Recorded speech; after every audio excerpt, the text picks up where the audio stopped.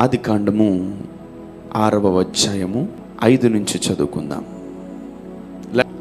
నరుల చెడుతనము భూమి మీద గొప్పదనియు వారి హృదయము యొక్క తలంపులలోని ఊహ అంతయు ఎల్లప్పుడూ కేవలము చెడ్డదనియు యెహోవా చూచి తాను భూమి మీద నరులను చేసినందుకు యెహోవా సంతాపము నొంది తన హృదయములో నొచ్చుకొనెను. అప్పుడు యెహోవా నేను సృజించిన నరులను నరులతో కూడా జంతువులను పురుగులను ఆకాశ పక్షోదులను భూమి మీద నుండకుండా తుడిచివేయుదును. ఏలయనగా నేను వారిని సృజించినందుకు సంతాపము నొందియున్నానెను.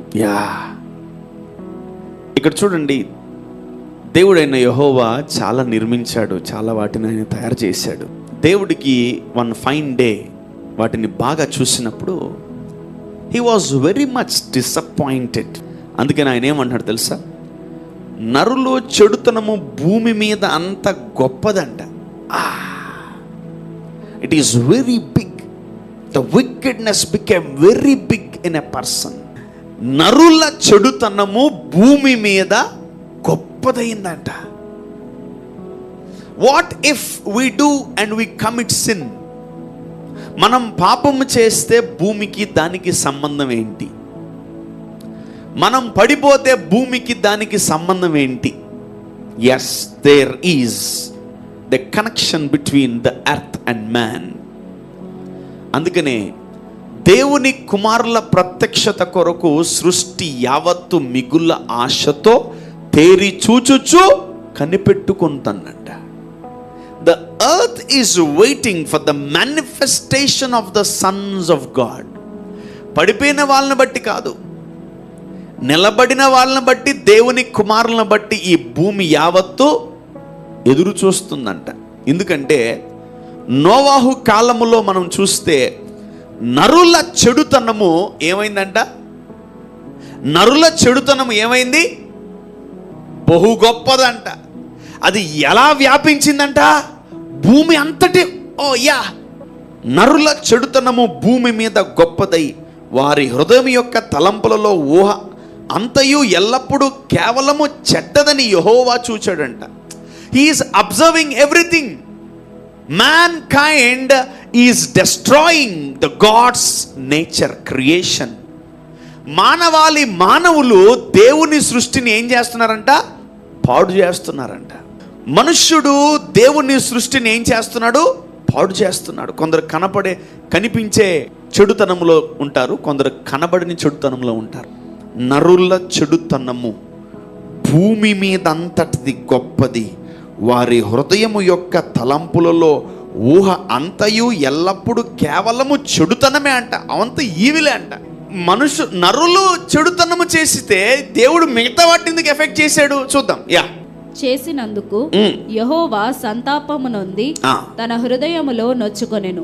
అప్పుడు యెహోవా నేను సృజించిన నరులను నరులతో కూడా జంతువులను, జంతువులు కూడా పాడు చేశాడు ఇతను. నరులు ఈవెన్ దే కరప్టెడ్ ఎనిమల్స్, పురుగులను ఆకాశ పక్షోదులను భూమి మీద నుండకుండా తుడిచివేయుదును. అందుకే దేవుడు ఏమంటున్నాడు? నరులతో పాటు జంతువులను, ఆకాశ పక్షులను, తర్వాత అన్నిటినీ తీసేద్దాం, లేపేద్దాం అనుకున్నాడు దేవుడు. ఆమెన్. సో ఇక్కడ మనం గమనించండి, మనల్ని పాడు చేసేది మనలో ఉండకూడదు. Today my sermon is all about don't put things which are destroying you. నిన్ను గాయపరిచేది, నిన్ను నాశనం చేసేది, నిన్ను పాడు చేసేది, నిన్ను పడేసేది ఏది కూడా నీ జీవితంలో ఉండకూడదని వీల్లేదు. ఆమెన్. ఈరోజు నిన్ను పాడు చేస్తున్న పాపమైనా సరే, ఈరోజు నిన్ను ఇబ్బంది పెడుతున్న రోగమైనా సరే, ఈరోజు నిన్ను శోధిస్తున్నటువంటి చీకటైనా సరే, ఈరోజు నిన్ను ఇబ్బంది పెడుతున్న మెసేజ్లైనా ఫోన్లైనా, అది ఏదైనా సరే యేసు నామములో వేరులతో సహా పెకలింపబడునుగాక. యేసు ప్రభు ఒక రీతిగా మాట్లాడుతూ అందరికీ చెప్తూ ఉంటాడు. అందుకు యేసు మీరు విశ్వాసము కలిగి సందేహపడక ఉండిన యెడల ఈ అంజూరపు చెట్టునకు జరిగిన దానిని చేయుట మాత్రమే కాదు, ఈ కొండను చూచి నీవు ఎత్తబడి సముద్రములో పడవేయబడుదువు గాక అని చెప్పిన ఎడల అలాగు జరుగునని మీతో నిశ్చయముగా చెప్పుచున్నాను. ఆమేన్, హల్లెలూయా. యేసు ప్రభు మనకు ఒక మాట, చక్కటి మాట తెలియపరుస్తున్నాడు మనం పలకాలని. ఎవడైనను ఈ కొండను చూసి ఎత్తి సముద్రంలో పడవేసిన ఎడల అది అలాగు జరుగును అంటున్నాడు. అంటే ఏదైనా సగం సగం కాదు. మన జీవితంలో దేవుడు ఒక మంచి అజెండాతోనే వచ్చాడు.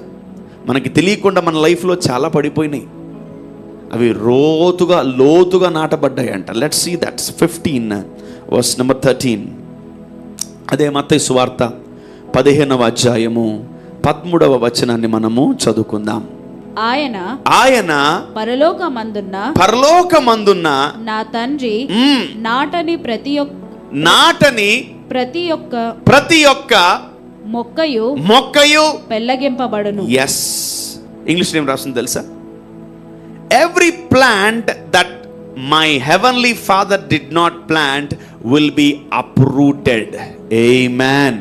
అంటే నీ పరలోకపు తండ్రి నీలో ఏమైతే నాటలేదో అవి కూడా ఉన్నాయంట. దేవుడి నాటని చెట్లు మనలో ఉన్నాయి, దేవుడు వెయ్యని చెట్లు మనలో ఉన్నాయి. జాగ్రత్త నా కుమారుడు, నా కుమార్తె, my dear Sons and daughters of God.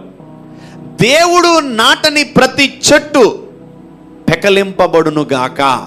ఆయన ఒక ద్రాక్ష తోట నాటాడు, ఆయన ఒక ఒలీవ మొక్క నాటాడు, ఆయన ఒక మంచి లెబానోను వృక్షాన్ని నాటాడు, ఆయన మంచి మస్తకి వృక్షమును నాటాడు, ఆయన అంజూరపు చెట్టులు నాటాడు, ఆయన ఖర్జూర వృక్షములు నాటాడు.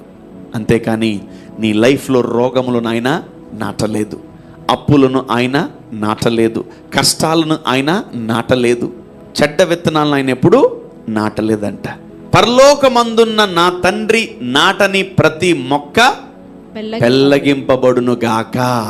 ఈరోజు నా కుమారుడు, నా కుమార్తె, మీరందరూ ఒకటే తెలుసుకోవాలి, దేవుడు నాటనేది ఏది మనలో ఉండకుండా ఉండును గాక.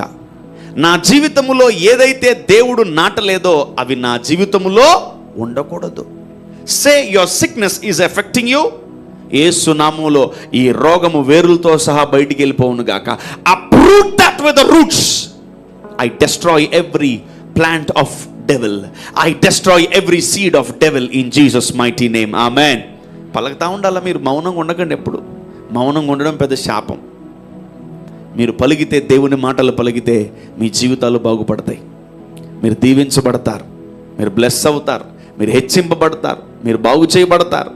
మీ జీవితంలో ఆయన గొప్ప కార్యాలు చేస్తాడు. Today we are uprooting every seed and every tree of devil. అపవాది నీ లోపల ఎన్నో నాటు ఉంటుంది తెలుసా? అందుకని ఆ తోట యజమానుడితో అడుగుతున్నారు, అయ్యా ఈ గురుగులు ఎక్కడి నుంచి వచ్చాయి? మేము నాటలేదే, మనం నాటలేదు కదా అంటే, శత్రువు మీరు నిద్రపోతుంటే నాటాడంట. When you're sleeping enemy sowed this kinds of seeds.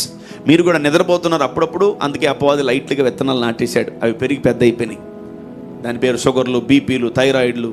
God is a God of second chance అంటున్నాడు. అందుకనే ఏం టెన్షన్ పడకు, ఏం కలవరపడకు. గురుగులు వచ్చాయని, అనారోగ్యం వచ్చిందని, బలహీనతలు వచ్చాయని, అప్పులు వచ్చాయని బలహీన పడకు, అధైర్యపడకు, అవిశ్వాసానికి చోటివ్వకు. ఈరోజు దేవుడు ఒకటే అంటున్నాడు, నీ చేత దేవుడు పలికించబోతున్నాడు. నీ జీవితంలో అపవాది వేసిన ప్రతి విధమైనటువంటి వేర్లను, విత్తనాలని నువ్వు బయటికి తీయబోతున్నావా? ఆమేన్. I uproot every seed and every tree of devil in the name of Jesus. యేసు ప్రభు అంటున్నాడు ఈ మాట. పరలోకమందు తండ్రి మీ జీవితంలో విలువైన విత్తనాలు వేస్తున్నాడు. యేసుక్రీస్తు ప్రభువుల వారు మీ జీవితంలో విలువైన విత్తనాలు వేస్తున్నారు. పరిశుద్ధాత్ముడు మీ జీవితంలో విలువైన విత్తనాలు వేస్తున్నాడు. తన దాసుల ద్వారా, సేవకుల ద్వారా మీ జీవితంలో విలువైన విత్తనాలు వేస్తున్నాడు దేవుడు. నా కుమారుడు, ఈరోజు నువ్వు విలువైన వాటికి చోటివ్వాలి, కానీ విలువలేని వాటికి నువ్వు చోటివ్వకూడదు.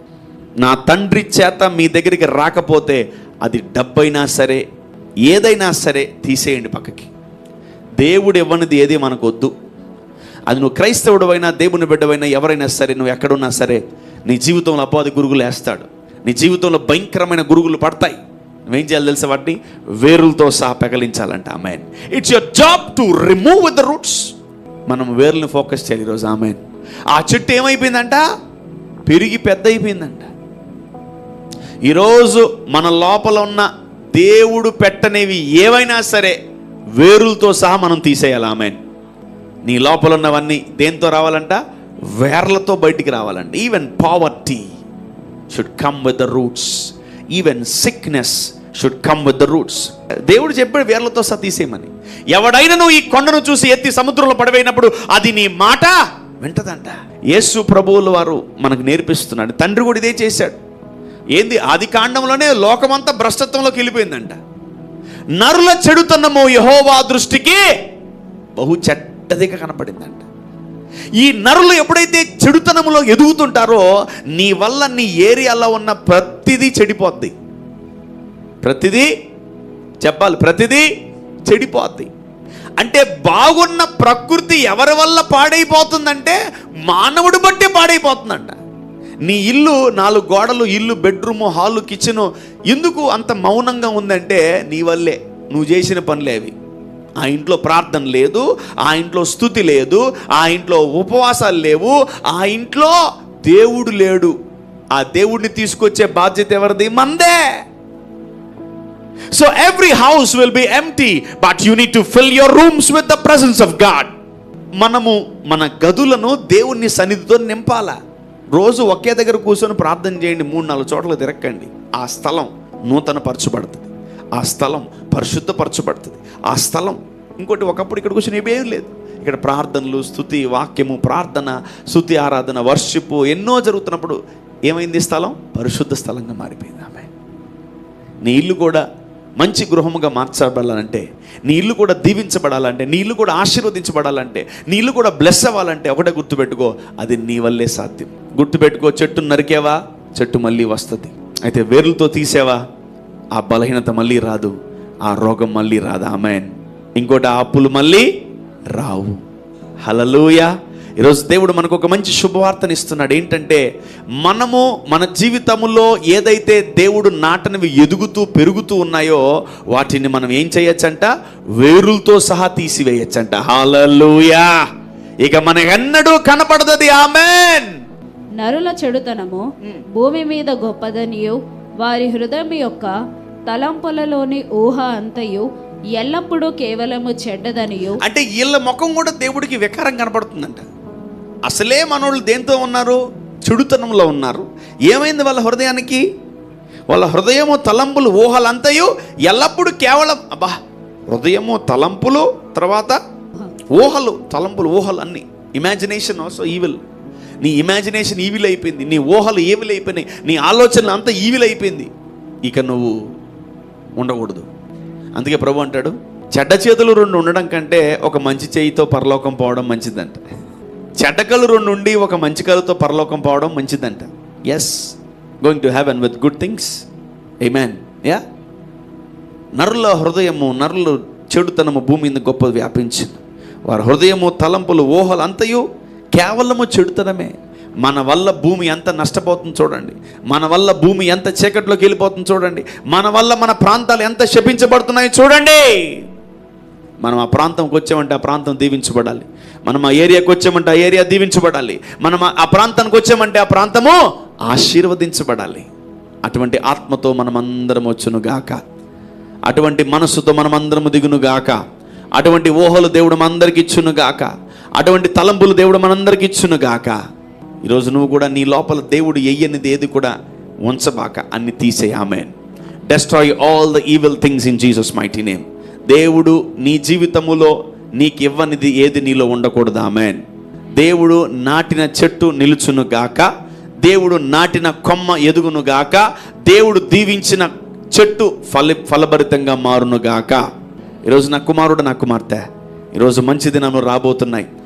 ఫలింపకుండా కొన్ని తీగలు ఆపేస్తున్నాయంట. అందుకే ప్రభు అంటాడు, మరెక్కువగా ఫలించాలని ఫలింపని తీగలు ఏం చేస్తున్నాడు? దేవుడు తీసేస్తున్నాడు. ఫలింపని తీగలు ఎవరిది?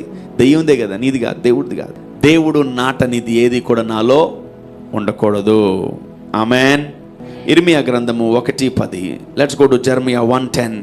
పెళ్లగించుటకును. పెళ్లగించడం అంటే అప్రూవ్ uprooting things. యా, విరగొట్టుటకు. అంటే దేన్ని విరగొట్టాలా? అపవాదిని, అపవాది కార్యాలని విరగొట్టాలి మనం. ఆమెన్. కాడుల్ని విరగొట్టాలి. ఆమెన్. నెక్స్ట్, నశింపజేయుటకును. అంటే ఎవరిని నశింప చేయాలా? నీ లోపల చీకటిని, నీ లోపల పాపాన్ని, నీ లోపల భయంకరమైనటువంటి అపవాది క్రియలను ఏం చేయాలి? మనము నశింప చేయాలంట. You need to destroy the evil things in our lifes. Yeah, పడద్రోయుటకును. దేన్ని దోసేయాలంటే బయటికి? దయ్యాన్ని బయటికి పంపించాలి. Get out in Jesus name. కానీ దేవుని బిడ్డల్లో ఒకరైతే జాగ్రత్తగా మనం గమనించాలి, అపవాదిని మనము మన ఇంట్లో నుంచి బయటికి నెట్టేయాలి. ఆమేన్. కట్టుటకును, నాటుటకును. ఇప్పుడు చూడండి, కొన్ని దేవుడు ఏం చేయమన్నాడు ఇప్పుడు దాకా, కొన్ని చేయమంటున్నాడు. మళ్ళీ చదువునా. పెళ్లగించుటకును. నంబర్ 1, పెళ్లగించుటకు, విరగొట్టుటకును, యా, నశింపజేయుటకును, పడద్రోయుటకును, కట్టుటకును, నాటుటకును నేను ఈ దినమున జనముల మీదను రాజ్యముల మీదను నిన్ను నియమించి ఉన్నాను. చాలమ్మా. ఇక్కడ చూడండి, ఇంగ్లీష్ లో, See, I have this day yet thee over the nations and over the kingdoms, to root out, number 1, and to pull down, and number 3, and to destroy, and to throw down. ఇన్ని రకాలుగా మనం చేయాలంట. ఆమేన్. Number 1, పెళ్లగించుటకు. Number 2, విరగొట్టుటకు. Number 3, నశింపజేయుటకు. Number 4, పడద్రోయుటకు. ఈ 4 చేయాలి. ఆమేన్. మంచి ఏమో 2, చెడ్డ ఏమో 4 తీసేయాలి. పెళ్లగించుటకు, విరగొట్టుటకు, నశింపజేయుటకు, పడద్రోయుటకు, ఇవన్నీ నువ్వు చేయాలా. అపవాది దుర్గములను పడద్రోయాల. అపవాది చీకటి రాజ్యాన్ని కూల్చివేయాల. పెళ్లగించాలంటే రూట్స్తో లేపాలంట. వేటిని? దేవుడు వేయని చెట్టుని. ఈరోజు నీ జీవితంలో దేవుడు ఏం వేయలేదు, అవి తీసేద్దాం. ఈరోజు మీ జీవితంలో ఏదైతే బలహీనంగా ఉందో అవన్నీ యేసు నామములో వేరులతో సహా బయటపడేస్తున్నాం. ఆమేన్. ఈరోజు ఏదైతే మిమ్మల్ని ఇబ్బంది పెడుతుందో అవన్నిటిని యేసు నామములో బయటపడేద్దాం. ఆమేన్.